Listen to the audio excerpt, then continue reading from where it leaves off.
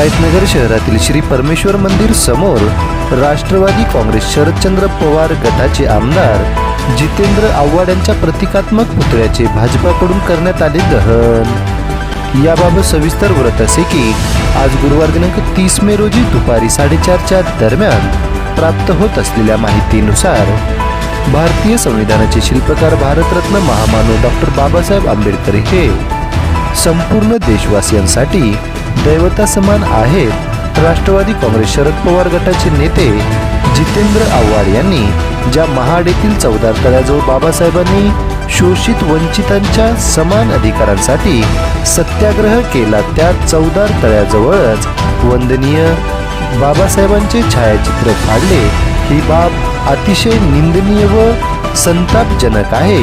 या कृत्यातून जितेंद्र आव्हाड यांनी आपल्या सडक्या मानसिकतेचे आणि विकृतीचे प्रदर्शन केले आहे। त्यामुळे हिमायतनगर शहरातील भारतीय जनता पार्टीचे तालुका अध्यक्ष गजानन चायल यांच्या उपस्थितीत आमदार जितेंद्र आव्हाडांचा तीव्र शब्दात निषेध व्यक्त करत आज गुरुवार दिनांक 30 मे रोजी श्री परमेश्वर मंदिर समोर त्यांच्या प्रतिकात्मक प्रतिमेला जोडे मारत दहन करण्यात आले आहे।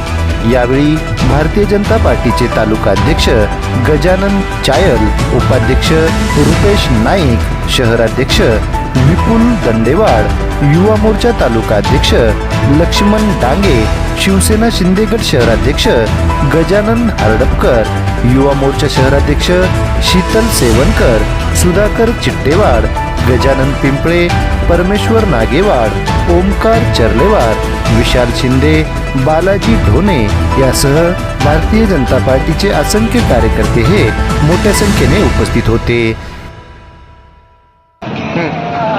काल भारतीय राज्यघटनेचे शिल्पकार डॉक्टर बाबासाहेब आंबेडकर यांचा फोटो जितेंद्र आव्हाड यांनी काल फाडला, त्याचा आज जाहीर निषेध म्हणून आम्ही जितेंद्र आव्हाड यांचा पुतळा दहन केलेला आहे।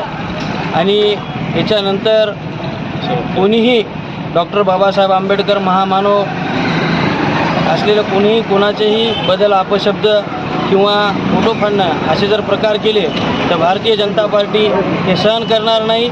याच्यावर जाहीर कडक कारवाई करावी अशी मी विनंती करतो आणि थांबतो।